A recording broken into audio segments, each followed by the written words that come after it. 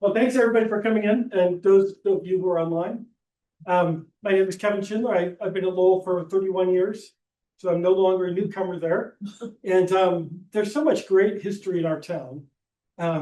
There's so many things to study, and I've gotten to know Percival Lowell pretty well. And one of the things years ago, I remember hearing that he inspired so many people. He inspired the likes of Edgar Rice Burroughs and H.G. Wells to write novels based on they wrote novels based on some of his ideas of life out in the universe. And I also heard that he inspired some scientists like this guy Robert Goddard. And I knew Robert Goddard, rockets, something or other. There's Goddard Space Center. He must have done something pretty important. But I kind of knew what he did, but didn't know much about him. And then that all changed last year. I was just telling Rusty during our Pluto Festival last year, Alan Stern, the head of the New Horizons mission, he was here and his lady friend was here, and we got to talking, and she was saying that she was doing some social media for the centennial of Robert Goddard's first flight, first launch. And I thought that's kind of neat. I'd like to learn more because I've always wanted to spend time and make that connection with Percival Lowell. And so she said, well, you got to talk to Charles Slatkin. He bought the Goddard house that was going to be destroyed, and he's leading the centennial celebration. So I called him, and 20 minutes later, we decided we could do this book about Robert Goddard. And we had just enough time to get it out for the centennial, which was March 16th. So March 16th, I was over in Worcester, Massachusetts. And it was great fun. There were astronauts, there were scientists, there were nerdy historians, and we celebrated that centennial. And it's been so fun since then because just a week ago, in the last week, did everybody watch this or paying attention to Artemis? Holy cow. What a time to talk about space and the guy who invented the liquid fuel rocket. We've got the centennial of that. And then we have this going on. And last week, or when launch splashdown was, I guess, almost 2 weeks ago, I was in New York for this nerd conference with a bunch of amateur astronomers. And opening night was a reception. And this is the reception. All the nerds are standing watching the splashdown. And what a cool place to be. There are a couple of astronauts in the crowd, a couple of shuttle astronauts. And to be able to watch that and relive those days 50 years ago, I don't remember. I was 4 years old. I don't remember when Apollo 11 landed, but it was so exciting. And what an exciting time to talk about Goddard again. This was such a special thing. And how many of you remember Apollo 11 and where you were? That's one of those things, one of those Kodak moments. You remember exactly where you were. You remember, the color of the rug and the TV, it was on the floor, and the graininess. It's like, like JFK assassination or the Challenger. Those Kodak moments, it's frozen in your memory. Apollo 11 was one of those. And to be able to relive that with this splashdown and to think that we're getting closer to actually walking on there again is pretty cool. So during this mission, I wasn't able to see a lot of it, but I saw the blast off, and then I saw the splashdown. Then in between, I saw the Jim Lovell message, and that got a lump in my throat because Jim Lovell, of course, is no longer with us. But last year, before he passed away, he recorded this message, and as they're approaching the moon, they play this message: "Good morning, astronauts. I'm Jim Lovell." And holy cow, what a touching thing. And for me, it was, I can't say it was more touching for me than anybody else, but we have a connection with Jim Lovell and this Goddard project, which I'll tell you at the end, because he wrote a foreword for our book, which I'll talk about in a little bit. So it's just been exciting times to talk about space and, remember the Apollo days, walking on the moon, we're going back there. So what a great time to talk about the guy who started it all, really. You could put out, if you said father of rocketry, that would be a Chinese person 2,000 years ago. His rockets have been around for a long time, but modern rockets, Robert Goddard, modern rockets like those that use liquid fuel. And so I want to talk about him a little bit, celebrating the centennial. And if you have any questions, this is really informal. So just raise your hand or blurt out a question. So what I'd like to do is just talk about him and fill in a little bit, because most everybody here has probably heard his name. And some of you, like Mike, is very familiar with him. Others, we might know his name, but what did he actually do? Who was he? So this is what I want to kind of get to a little bit. But as I mentioned, for me, I like to make connections. And I have to really start with Apollo 11 again. Karen's father, like 400,000 other people, were involved in an aspect of Apollo, designing the escape towers for those. It's still something that resonates with so many of us. That first landing on July 20th, 1959, Neil Armstrong and Buzz Aldrin. And so this is a monumental moment. This is the defining moment of the 20th century, probably the most important technological achievement of our species, with landing humans on the moon. It was big. How big was it? For Neil Armstrong, all the astronauts got to take some personal stuff on the flight. Neil Armstrong, he had some mini flags and some pictures of his family and stuff, but he also took pieces of the Wright Flyer, some fabric and wood from the Wright Flyer, because he recognized that the Wright brothers kind of started it. They got us up in the air in 1903. Buzz Aldrin, what did he take? He took the first book to the moon, which was an autobiography of Robert Goddard. Mm-hmm. And so Neil Armstrong recognized Wright brothers, Buzz Aldrin recognized Robert Goddard. And this is the biography. Buzz Aldrin signed it afterwards, and it's now at Clark University. And it's about this. You can see the penny right there. Yeah. It's pretty small. And this one next to it, this is one of 8 that they made, that a guy came along and he made meteorite covers. So this is a meteorite cover for this book. And you can see that Wittmann-Stoughton texture, as it's called. So there's only 8 of those around. So that's how important Robert Goddard was. The most important thing we did in the 20th century technologically, and they honored Robert Goddard. So who was he? Why did they take his book, his autobiography, to the moon? Well, it's such a neat story because Robert Goddard was so much like all of us. He grew up in Massachusetts. He was born in Worcester. He was born up here. And then for more than half his life, he lived in this house. But he was born in this house. As a kid, he was a boy. He liked to run around and chase butterflies. He was a voracious reader. He loved to read about anything. He had magazines, books. He was always going to the library. He liked the outdoors. He would do experiments.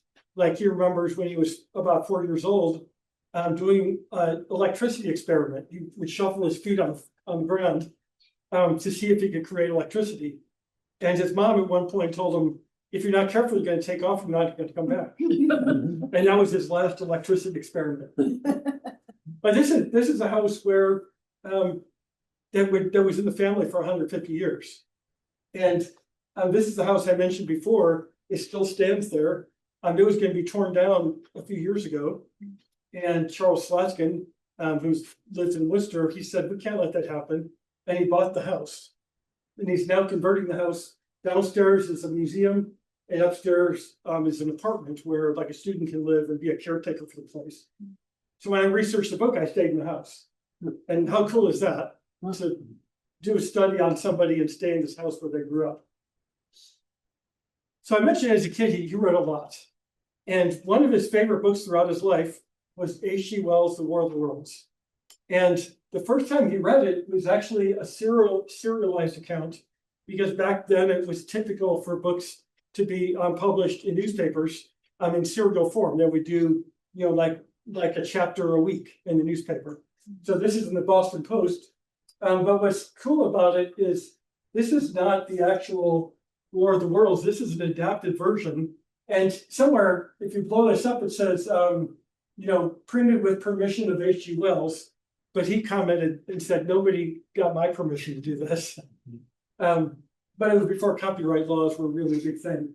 So this serialized version takes place in Boston. Not in England, but in Boston. So Concord and Lexington and Boston, that's where the story is based. And so you can still find this. You can actually access this digitally to read the story. But this was Robert Goddard's first time he read it. and he just fell in love with the story. And throughout his life, often around Christmas time, he would read that book again. And we know this because he kept really good diaries. He started a diary when he was a boy, kept it the rest of his life. And so we know a lot about what he did. So I said here it started with a dream. As a young kid, he was fascinated with the outdoors. He thought someday he would like to do something, with the outdoors or something with science maybe, but he wasn't really driven or anything. He was just being a kid. At 17 years old, one of his jobs at the house is to climb up in the trees and trim the branches. So on October 19th, 1899, he was 17 years old, and he climbed this cherry tree. And as he was trimming the branches, he paused, he looked out, and he had this dreamlike experience of traveling into space. And he was imagining what would it be like to travel to the moon and to Mars, and how would we get there? And when he got down from that tree, he said, my life was changed forever. I knew exactly what I wanted to do. I wanted to find a way of traveling to space. He had this moment of clarity at age 17, and that drove him the rest of his life. He knew what he wanted to do. Years later, every year, October 19th, if he was in town, he would go back to the cherry tree, sometimes climb it, just to get re-energized. And you can see here's a ladder, and there's a little saw right there you might be able to see. And then this sign says no trespassing. He put this up a couple of years later. But he kept going back to this tree for inspiration until 1938, when it was blown down in a hurricane. And he said, tree down, must go on alone. So that was, you think about some of the great minds and people who have accomplished great things. This happens so often when they have that moment of clarity and they know exactly what they want to do. So he has this moment of clarity and he goes to college and he knows what he's going to do. He's going to study space and physics. So in high school, he actually missed a couple of years because he was ill. His mother had tuberculosis. He would later have it, but he missed some high school years because he only had one sibling, and that sibling died when they were less than 1 year old. And his mom, especially his grandmother, were so protective. They didn't want to lose the only other child. So if he had a sniffle, they held him out of school. So it got to where he didn't graduate high school until he was 21 years old, but he was valedictorian. So he gave the valedictorian speech. This shows the program from his high school graduation. There are 3 high schools in Worcester. He was South High, and here he is, Robert Hushing's Goddard. So he gave the valedictorian speech, and it was in this speech that he left probably one of the most, probably the best known of his quotes. This is a high school senior, and he was talking about exploration and imagination and drive. And he said, the dream of yesterday is the hope of today and the reality of tomorrow. Pretty deep thinking for a high school guy. And that really drove him the rest of his life. And as we'll find out, he kind of turned his dream into reality. And the Apollo astronaut certainly helped him achieve that. So he graduates high school, and for college, he gets some offers to go to a couple different colleges around the country, but he wants to stay in Worcester because he wants to stay with his family. And he goes to Worcester Polytech Institute, WPI. And at one point, he's also working there, and in the physics lab, one of these buildings over here, and at one point, he was doing some experiments with rockets, and he blew up the chemistry lab. And the administration said, okay, we're not going to fire you, but you're going to go into a different building for your experiments. They put him down in this little bungalow in the corner. And this building was built to be an electromagnetic lab. And so the walls are like a foot thick. He can't blow that up. So he was kind of banished there. That building is still there. It's called Skull Tomb. It's kind of a secret society sort of thing where certain seniors at WPI only know what's in there. It's kind of cool. So he goes to WPI for his undergraduate. Then he goes to Clark University. And Clark University the entrance looks just like this, minus the streetcar lines right here. But it looks pretty much the same. And at Clark, he really refined what he was going to do. He's gonna work on developing rockets, and he's gonna figure out how to get them in space, looking at the fuel and so on. When he's a young graduate student in 1909, I think his story, I'm not going into so much of the technical part of it, but to me, the personal side, what inspired him. And this is another inspirational moment in his life. 1909, it was the 20th anniversary of the founding of Clark University. And Clark was known for psychiatry as well as sciences, even after just 20 years. And so the president of Clark, right here, he invited eminent scientists and other leaders from around the world. So these are some of the psychiatrists that attended. Anybody know who this is? That's Sigmund Freud and Carl Jung. This is Sigmund Freud's only visit to the United States in his life. He came for this 20-year anniversary, and Robert Goddard saw him.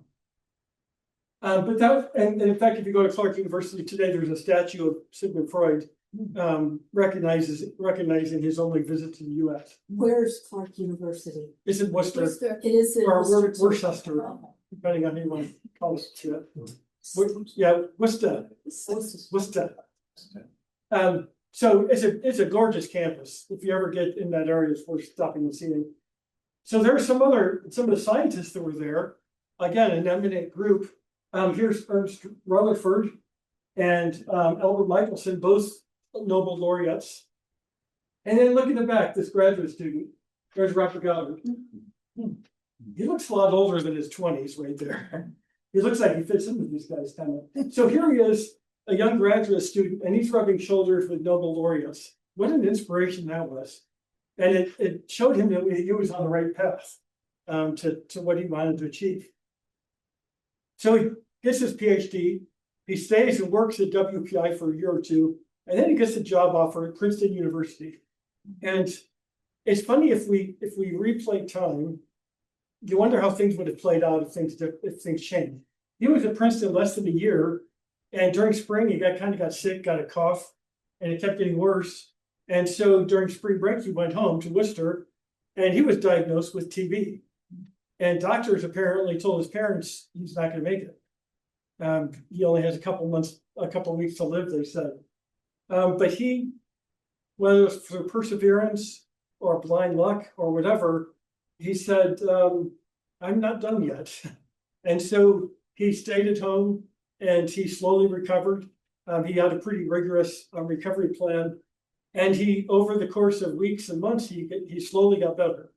And he never went back to Princeton. And I've wondered if he had never got TB, what would have his career been like? Would they have supported him in the same way? Would he have had the same availability of facility and stuff? Who knows? But the fact is, he got TB, he went back home, and he stayed in Worcester.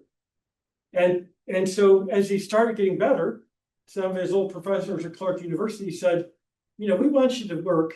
Why don't you just come in an hour or so as you can, and as you get your strength back, come in more.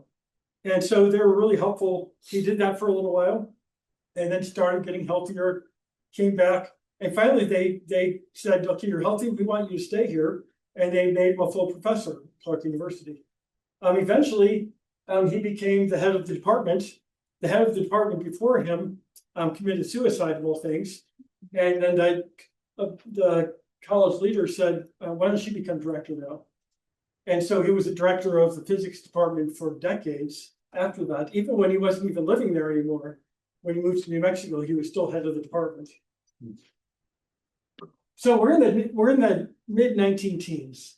He's doing physics full time. He's teaching. He's doing a lot of experiments. If you walked around Clark campus, he's the best dressed guy there, always with coat tie.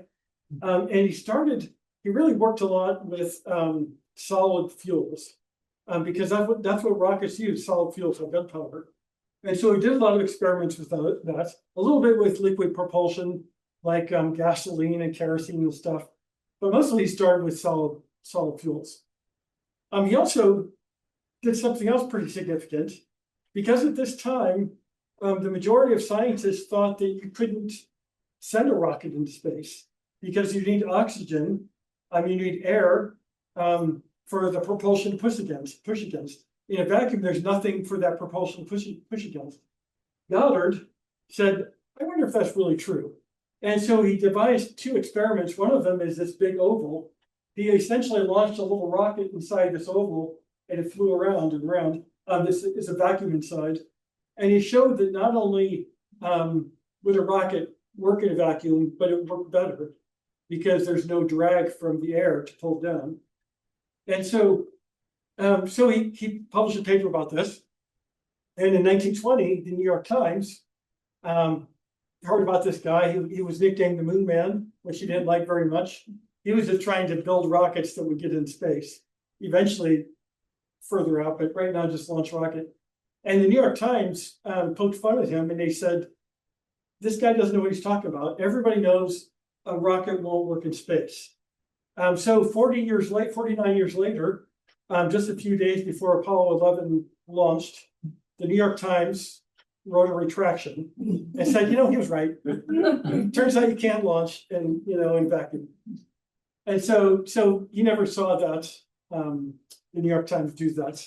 Although I have to say that was only 50 years. Galileo took 400 years before the Catholic Church, not to pick on Mary and her fellow Catholics, but it took him 400 years to say Galileo was right. So by the 1920s, he's finding out that after all this experimenting, and I think Goddard is so much like the Wright brothers. He's very detail-oriented. He's not trying to just send something up right away. He wants to understand how it works. He wants to develop all the techniques and not just do it for the sake of being first to get a rocket up, or in the Wright brothers' case, to get a plane up. He wants to understand how it all works. The Wright brothers, for instance, as they were experimenting, they found that what was understood to be like how wings behaved in the air, and how if you warp the wings and everything, what was understood at that point was wrong. So they built their own wind tunnels that nobody had done before, and painstakingly figured it out. Goddard did the same thing, to the chagrin of some of his later supporters, because they gave him some money and they said, set up a big rocket. He said, no, can't do that yet. I need to understand how it works. So by the early 1920s, after years of experimenting, he realized liquid propellants just aren't strong enough, based on how we understand them now, to send a rocket up in space. And so he started experimenting with liquid fuels, like liquid oxygen and hydrogen, and so on. And so he started experimenting with this. And in 1926, he came up with the first rocket that would use liquid fuel. And if you look at this, and somebody asks you, what is this? Would you say a rocket? I mean, that doesn't look like a rocket we know of. I mean, you might see, okay, there's a cap there, if you look close, that's a nozzle. In fact, this first one he made, the engine was reversed from what it is now. The nozzle was on the top, not the bottom. He thought it'd give more stability. But this is the actual rocket he made. This is the one on my tie, and the one on my pin, by the way. So, like the Wright brothers, like their first powered airplane, it didn't do a lot. It didn't go very far, but it was the first one. So, March 16th, 1926. So the centennial was just a few weeks ago. So March 16th, he and one of his assistants drive out.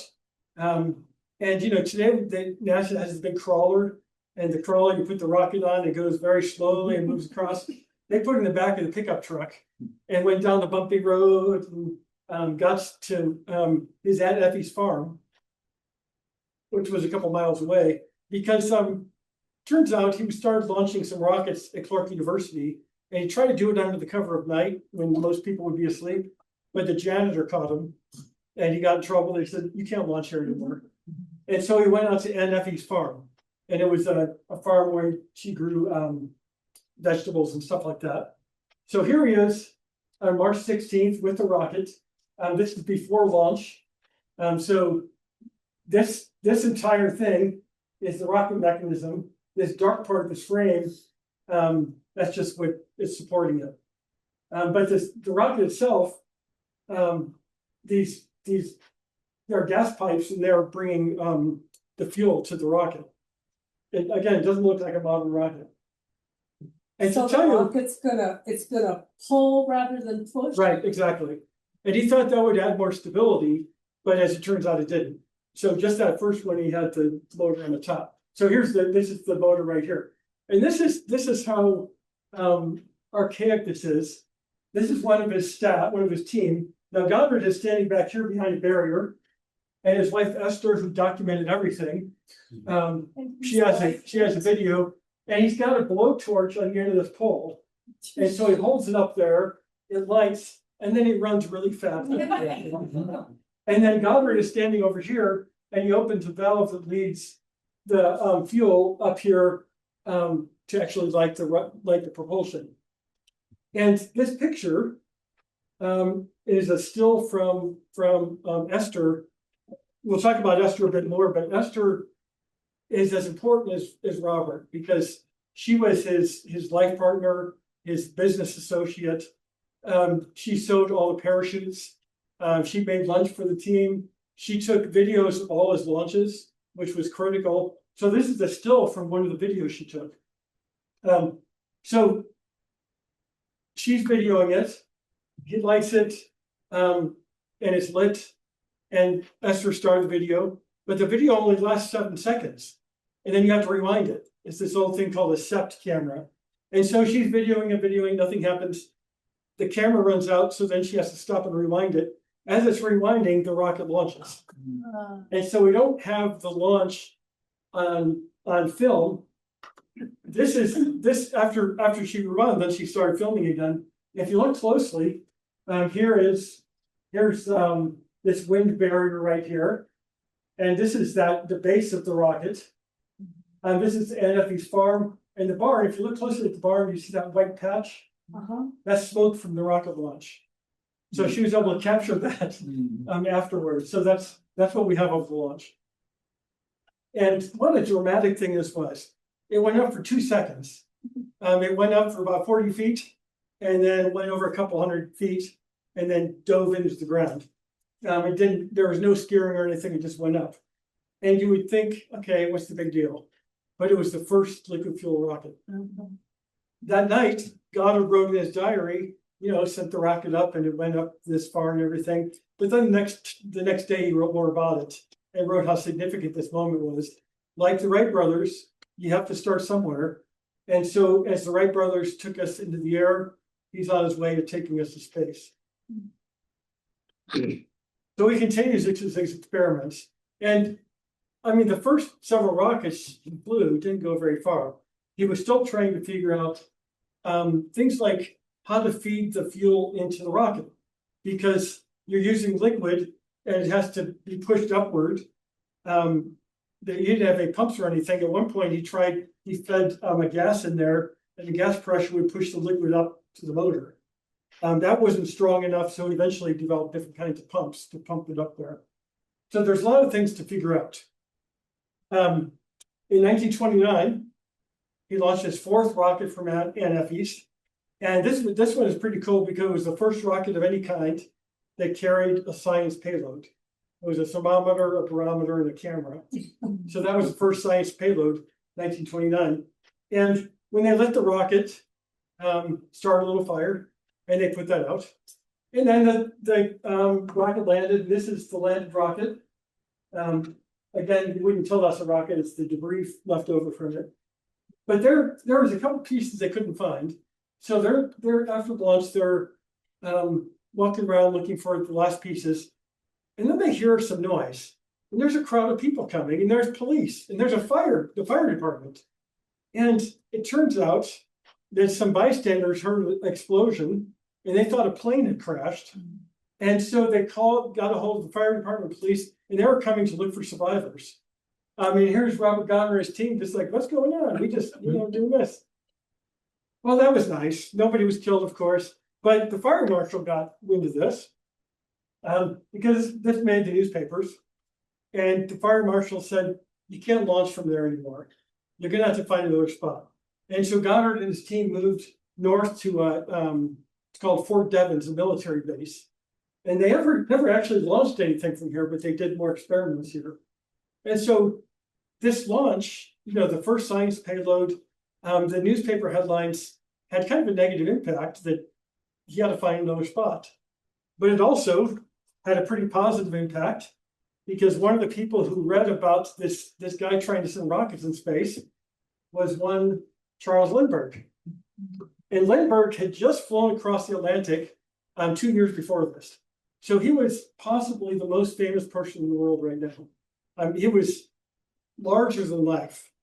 What he did captured the imagination of people across the world. And so he had read about this and he said, this guy in Worcester, Massachusetts, he's got the right idea. We're conquering space or conquering the air. We need to go further. We need to fly higher. And so Charles Lindbergh contacted Goddard and came to Worcester to talk to him. And Goddard spent the day with the most famous person in the world, showing him his experiments, showing him all the videos that Esther made. And at the end of the day, they went over to the house and she served him chocolate cake and coffee. And Charles ended saying, I think we're going to be able to help you out. We're going to be able to find some funding, I think. Because up to this point, Goddard was getting funding from the Smithsonian, but it was enough to kind of do experiments, but the rockets he was sending up he couldn't get much bigger because of cost. So because of Charles Lindbergh, the Guggenheim Foundation started supporting Goddard. And that's when he could really start doing major research. He could really expand the work he was doing. And so with that extra money, he moved to New Mexico. And this is where he could really build bigger rockets. And this is a rocket like we think of today. And I mean, it looks like this is a staged picture, kind of like an old funny reel. But again, NASA has the transporter. They have 5 guys that are carrying the rocket from the truck to the launch pad. And now they have the rocket encased, and it looks more like a rocket. It looks like a rocket. Yeah, it looks like a rocket. And so Goddard goes to New Mexico because he's not going to get in trouble for starting fires. And he wanted a place where the weather was consistent throughout the year, where you could launch a rocket any time of year, and it wasn't going to be too cold. And so this was ideal. And Roswell, he found a good spot. They got a house they bought. They were going to buy it. And he was here for most of the next dozen years. The Depression came and dried up the funding, and he had to come back to Worcester for a couple of years. But mostly they stayed in New Mexico. And he's still the head of the physics department, even though he's not even there, which caused some consternation because the physics department said, we have to have somebody on site here.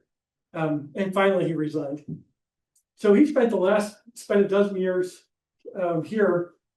And then toward the end of World War II, he went to Maryland to work with the Navy to develop rocket-assisted takeoff for jets.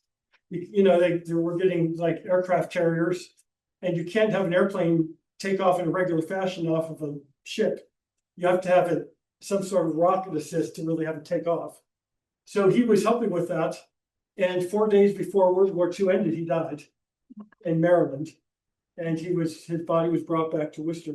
And this is his final resting place at the Goddard plot. So he died at only age 62. His body had been weakened because of tuberculosis, but also he was a lifelong smoker of cigars. Like if they had a successful launch, he'd light up a cigar. If they had an unsuccessful launch, he'd light up a cigar. There are a lot of pictures of him. That's what he did. But his legacy is really pretty remarkable.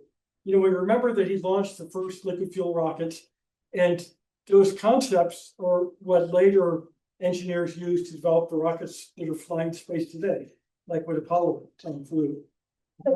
He did so much more than that. He launched the first liquid fuel rocket. I should point out also, to clarify, he kind of developed these concepts. There was a Russian named Konstantin Tsiolkovsky who had also developed a lot of these concepts, but nobody knew about him. He was in Russia.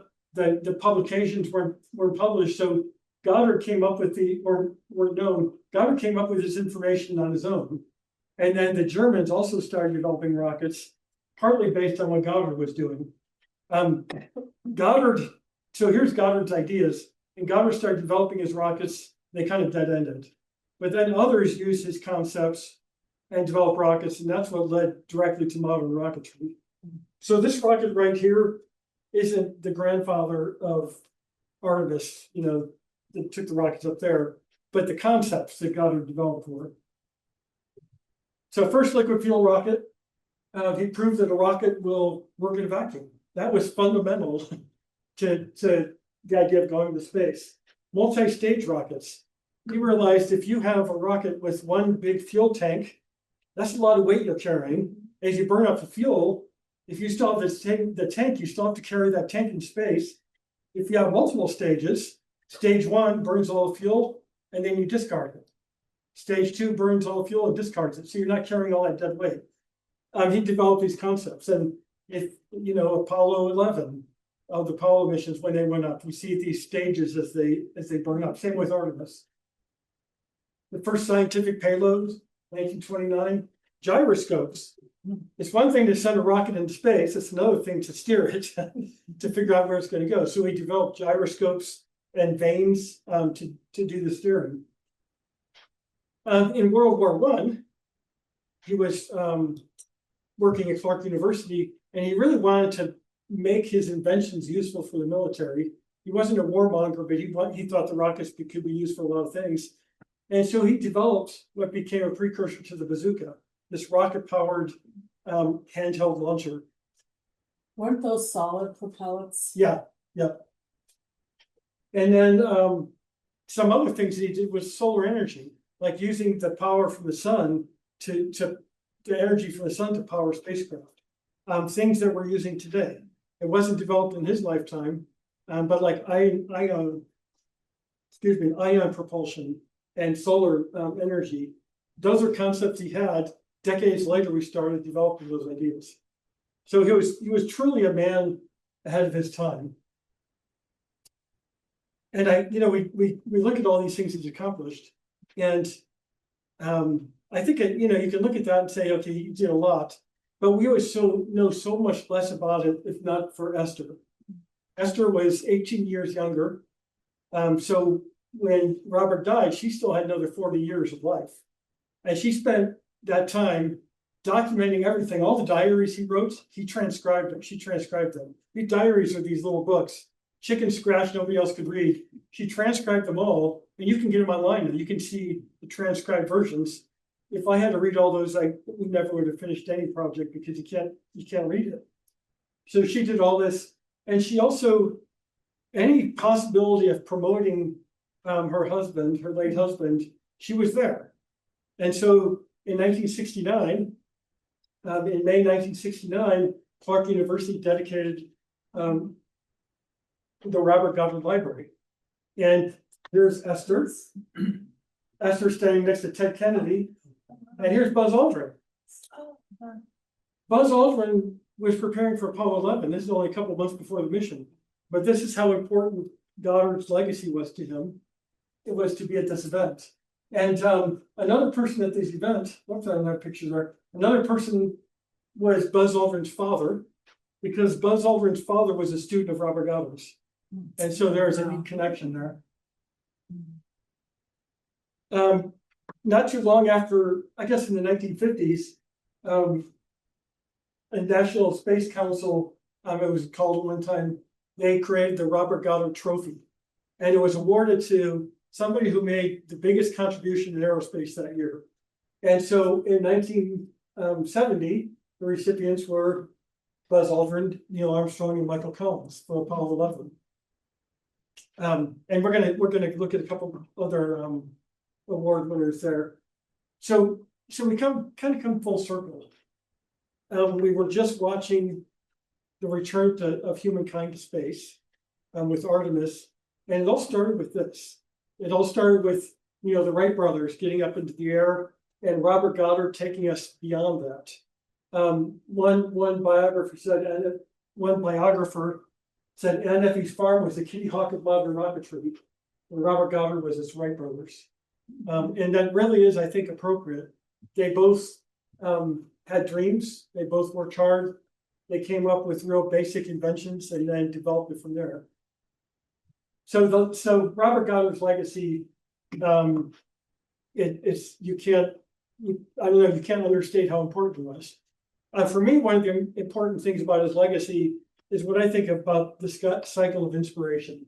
I mean, he did these technical achievements, but if we go back and think about how people are inspired and how people inspire us, we go back to 1877, and then this Italian astronomer, his name is Giovanni Schiaparelli. And Schiaparelli observed Mars and made a pretty close approach. And there are these linear features that he called canali.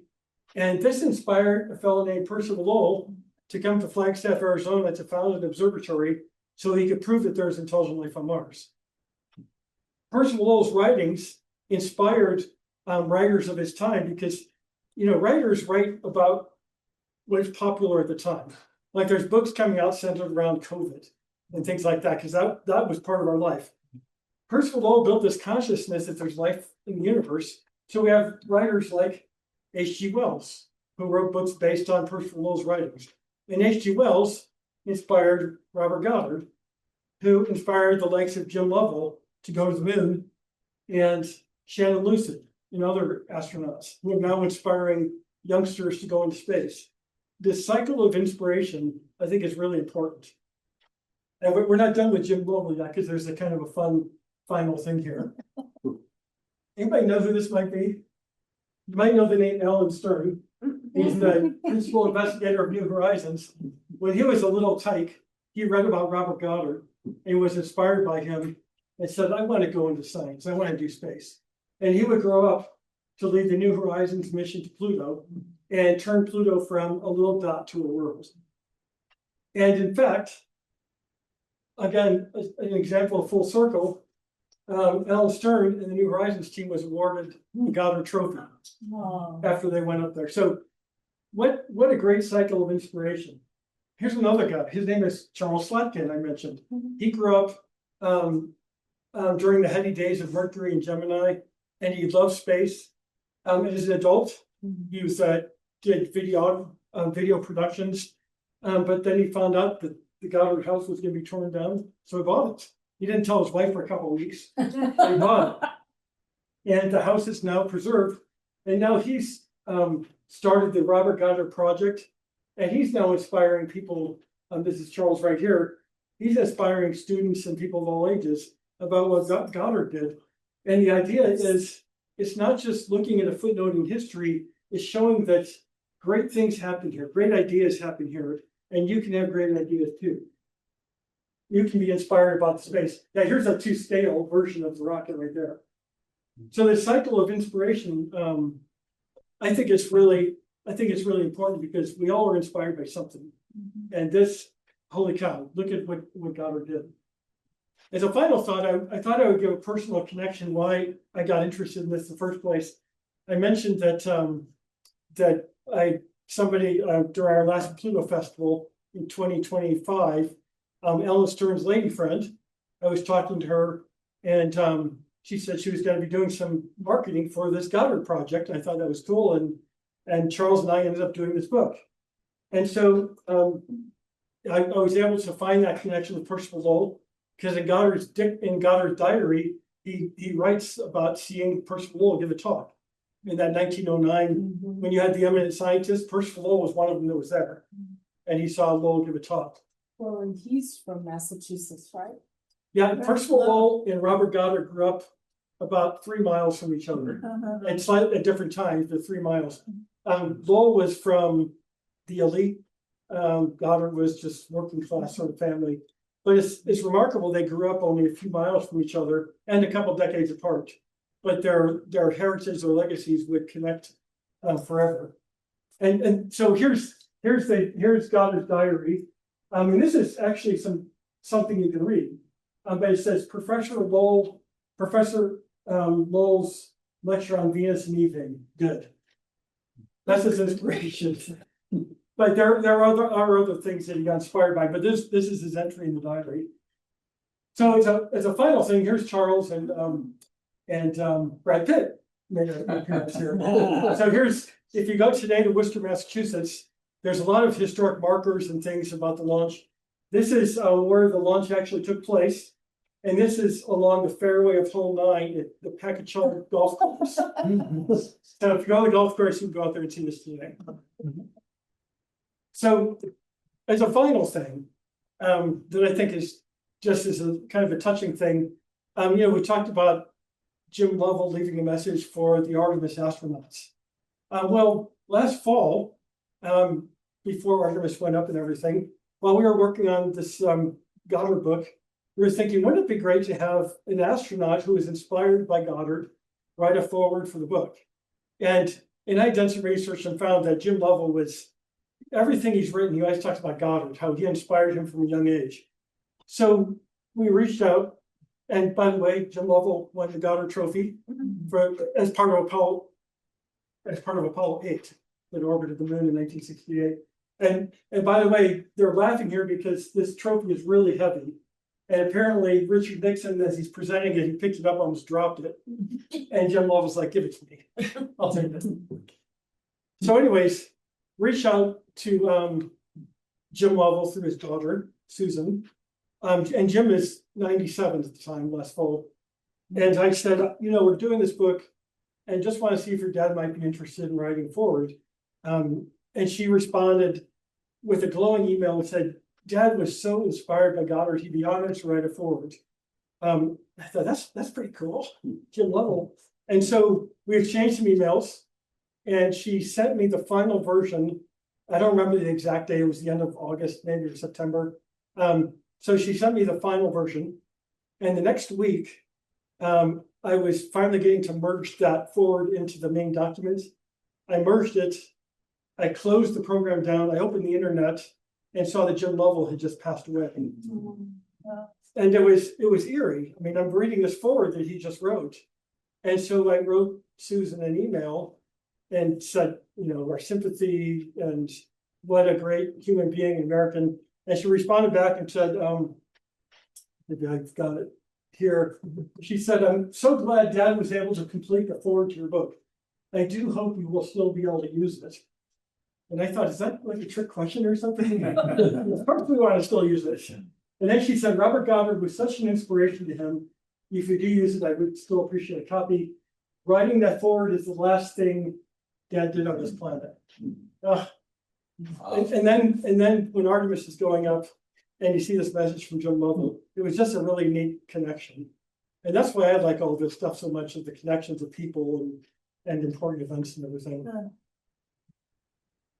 So with that tearjerker of an ending, that's in the kind of a nutshell the story of Robert Goddard. I don't know, there's so many great stories about people that are inspired by different things.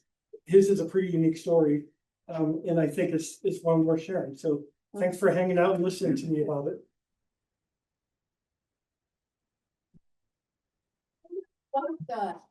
What's that? When did his wife? She died in 1982, so she outlived him by almost 40 years. And what's interesting is she spent the rest of her life, and she wasn't just supporting him, although she was remarkable. She had started going to school when they were dating. She was a student when they were dating. She was working on an education degree. When they got married, she stopped going to school. Years later, when they were in Maryland, she thought, I want to go back and get my degree. So she got her teaching degree from Johns Hopkins. And then she did a little teaching later on. But she spent the last almost 40 years of her life documenting Robert's work. She spent more time documenting his career than his career lasted. It's just remarkable. And without what she did, we wouldn't know so much of this. Yep. Thank you so much for this history and herstory and really all the connections. You said you were avoiding the technical. Up until today, I thought I used liquid fuel in my car to get here. Yeah. What is liquid fuel? Well, liquid fuel can be gasoline and kerosene. Yeah. For his rockets, his early rockets, he used gasoline and liquid oxygen. Liquid oxygen was the oxidizer to help the gasoline burn. He wanted to use liquid nitrogen or liquid hydrogen, but it was really difficult to get. Liquid oxygen he could get because it was a byproduct of like acetylene torches and things like that. And so liquid oxygen is what he could get. But they're like today's rockets, I mean, there's some rockets that have, you know, like solid boosters, Mhm. but then like Artemis, the rockets, there's liquid propellant. There's also different types that the chemicals interact with each other and create energy. But yeah, liquid fuel is, we use it in our cars every day. Okay. Yeah. Any other questions? I can give long-winded answers to. Well, thanks for coming in. And I do have some of the books here if you'd like to take a look at them. Otherwise, thanks for coming in. If you have any other questions, we'll be here for a while. We can chat about it. Great. Thanks.